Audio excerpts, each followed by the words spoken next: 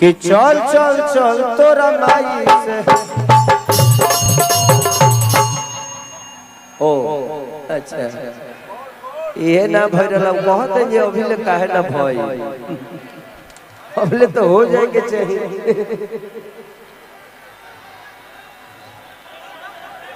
आप लोग मार करिए तब तक मैं गाना कंप्लीट कर लेता हूँ।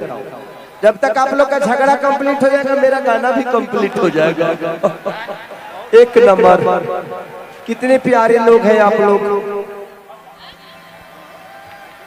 मेरा फेवरेट सॉन्ग गा दो।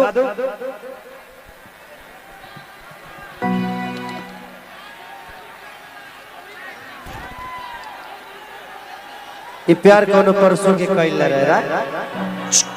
हल हल आपका फेवरेट है, मेरा भी फेवरेट है।